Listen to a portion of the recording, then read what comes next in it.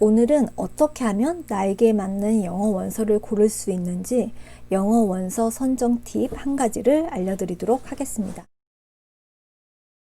영어 원서 읽을 때 생기는 고민 중 한 가지가 어떤 책을 읽을까 영어 원서 선정에 대한 고민인 것 같아요. 심지어 저는 책을 읽으면서도 다음에 무슨 책 읽지 계속 고민을 하게 돼요. 왜 국내 여행보다 해외여행 갈 때 더 신중하게 고민하고 준비를 하게 되잖아요. 여행 기간도 더 길어지는 경우도 많고 비용이 더 많이 들고 준비 절차도 복잡하니까 아무래도 신중할 수밖에 없는데 영어 원서도 마찬가지 경우인 것 같아요. 각자의 영어 레벨에 따라 차이는 생기겠지만 원어민이 아닌 이상 영어 원서를 원어민과 똑같은 속도로 읽어내는 거는 힘들죠. 한글 책보다 더 많은 집중력과 시간을 필요로 하는 게 영어 원서입니다.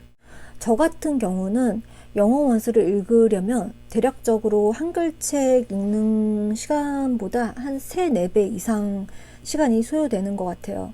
그래서 영어 원서를 선택할 때는 한글 책보다 더 신중할 수밖에 없습니다. 한글 책은 읽다가 너무 지루하거나 흥미가 떨어져도 그냥 뭐 1시간 더 참고 읽지 이렇게 하고 그냥 후딱 읽고 끝낼 수 있잖아요. 영어 원서 같은 경우는 성인책 보통 300페이지가 넘어가니까 한 권에 거의 한 10시간을 읽어요. 저 같은 경우는. 그러면 이게 중간에 읽다가 지루해지면 정말 저도 당황스럽습니다. 이거를 포기하려니 또 지금까지 읽은 에너지가 너무 아깝고 계속 읽자니 남은 분량이 너무 또 까마득하고 사실 이런 경우는 과감히 책을 덮고 다른 책을 읽는 게 최선의 해결책이에요. 그런데 그게 읽어보신 분은 아시겠지만 참 쉽지가 않습니다. 여기 이 책은 존 그리샴 책인데 이 책 내용이 어떤 책에 관한 얘기예요. 그래서 작가들이 많이 나오는데 이 책 속에 작가들이 똑같은 고민을 하는 그런 대화 내용이 나와요. 책을 읽다가 재미없으면 어느 정도 읽다가 포기를 해야 되는지, 어떤 사람은 제가 이 책을 읽은 지 오래돼서 좀 가물가물한데 아마 작가랑 서점 주인 사이의 대화였던 것 같아요. 어떤 사람은 한 50페이지 읽다가 포기한다고 그러고 어떤 사람은 한 100페이지까지 읽어본다고 하고, 그래서 이 책을 읽으면서 아, 이런 고민을 나만 하는 게 아니구나 그걸 알게 됐는데, 저는 아까우니까 포기를 못하고 300~400페이지 넘는 그 분량의 책을 계속 읽다가 한 달 넘게 책 한 권을 붙들고 겨우겨우 읽어낸 경우도 몇 번 있어요. 이렇게 하면 문제가 슬럼프에 빠질 위험이 많다는 것뿐만 아니라 이 한 달 넘는 그 기간 동안 더 좋은 책들을 더 많이 읽을 기회를 제가 놓치게 된다는 것도 큰 문제인 것 같아요. 제가 재밌는 책을 읽으면 일주일에 막 2권 이상도 읽거든요. 그래서 정말 운 좋게 계속 연달아서 좋은 책을, 저한테 맞는 책을 만났을 때는 한 달에 10권 이상을 읽을 때도 있었어요. 그러면 저는 지루해서 계속 한 달 동안 책 한 권을 붙들고 읽느라고 그 한 10권 이상을 읽을 기회를 제가 날려버린 거잖아요. 그래서 이런 상황을 만들지 않기 위해서 원서를 선택할 때는 한글 책보다 좀 더 신중하게 되고, 하지만 어떤 책이 내가 좋아할 책인지 읽어보기 전에는 알기 쉽지가 않잖아요. 다 각자 취향이란 게 있어서 남들이 재밌다고 해도 그게 나도 재밌지는 않을 수가 있거든요. 단지 확률만 조금 높을 뿐이지. 그래서 오늘은 영어 원서 선택에 있어서 조금 더 책 선정의 실수를 줄이고 자신의 취향에 더 가까운 책을 고를 확률을 높이는 방법을 하나 알려드리겠습니다. 바로 내가 읽은 책 중에 마음에 드는 책이 있으면 그 작가가 쓴 다른 책을 찾아서 읽는 거예요. 왜 사람들이 노래가 좋으면 그 가수의 노래를 또 찾아서 계속 듣게 되는 경우가 많잖아요. 장르가 바뀌어도 내가 마음에 들었던 그 가수의 음색은 다른 노래를 들어도 마음에 들 확률이 높아지죠. 마찬가지로 우연히 나한테 맞는 책을 읽었을 경우에 그 작가가 쓴 다른 책을 또 찾아서 읽으면 만족할 확률이 굉장히 높아집니다. 책의 장르가 바뀌어도 특유의 느낌, 그 문체가 다른 작품에도 그대로 드러나는 경우가 많거든요.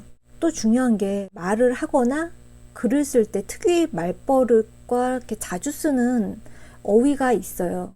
모두 본인이 쓰는 이 말이나 단어가 좀 한정적인 경향이 있거든요. 그게 작가도 마찬가지예요. 같은 작가의 책을 읽으면 특유의 자주 쓰는 문체나 어휘가 있어요. 말을 좀 은유적으로 시적으로 표현하는 작가도 있고 직설적으로 사실적 묘사를 하는 작가도 있고, 작가가 쓰는 그 문장 형태나 어휘가 나랑 맞으면 좀 쉽게 읽혀지고, 반대의 경우는 유난히 눈에 잘 안 들어오는 경우가 많아요. 물론 책 수준이 나한테 너무 높아서 어려울 수도 있는데, 어떤 책은 책 레벨이 문제가 아니고 작가의 표현 방법이 나랑 코드가 안 맞아서 눈에 안 들어온 경우도 많습니다. 가령 같은 AR 지수라고 해도 읽는 사람 입장에서는 똑같은 레벨로 안 느껴지는 책이 굉장히 많아요. 본인과 코드가 맞는 작가가 분명히 존재한다는 거. 그래서 내용도 나한테 흥미롭게 다가오고 또 문장과 어휘가 나랑 잘 맞는 책을 만나면 그 작가가 쓴 다른 책을 또 계속 찾아서 확장해서 읽는 게 좋은 방법인 것 같아요. 저는 원서를 거의 이런 식으로 많이 읽은 것 같아요.